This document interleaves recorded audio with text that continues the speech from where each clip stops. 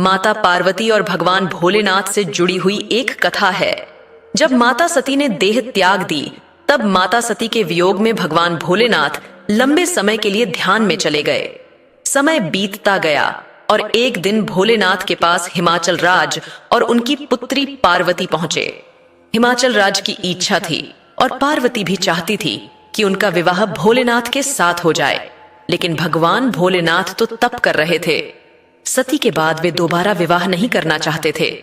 हिमाचल राज ने भगवान भोलेनाथ से कहा, आप यहां तप कर रहे हैं और यहां आपका ध्यान रखने वाला कोई नहीं है।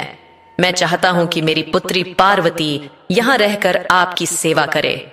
भगवान भोलेनाथ ने हिमालय राज को जवाब दिया और कहा, मुझे किसकी आवश्यकता नहीं है। महिला की वजह से ध्यान और वैराग्य बिगड़ सकता है। अगर एकांत में महिला रहेगी तो मेरा तप भंग हो सकता है। इसलिए आप मुझे क्षमा करें और अपनी पुत्री को यहां से ले जाइए। हिमालय राज और भोलेनाथ की बातें देवी पार्वती बहुत ध्यानपूर्वक सुन रही थीं। तब माता पार्वती ने महादेव से पूछा, आप कह रहे हैं कि आप तप कर रहे हैं, तो जब आप तप ही कर रहे हैं तो आपको ये आभास कैसे होगा कि ये शरीर महिला का है और ये शरीर पुरुष का है। माता पार्वती की ये बात सुनकर भोलेनाथ हैरान हो गए, क्योंकि देवी ने बात बहुत ही बुद्धिमानी की कही थी।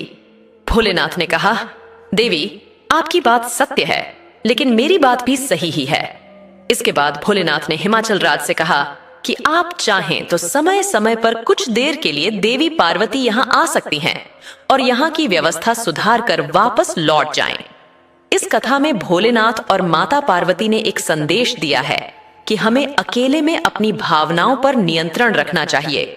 अकेलेपन में ही व्यक्ति की भावनाएं गलत दिशा में भटकती हैं। बुरे विचार जागृत होते हैं, इसलिए अकेले में भावनाओं पर काबू रखें। जो लोग पूजा पाठ, तप और ध्यान करते हैं, उन्हें पूरी तरह एकाग्रता के साथ ये काम करना चाहिए, तभी मन गलत दिशा में नहीं भटकेगा।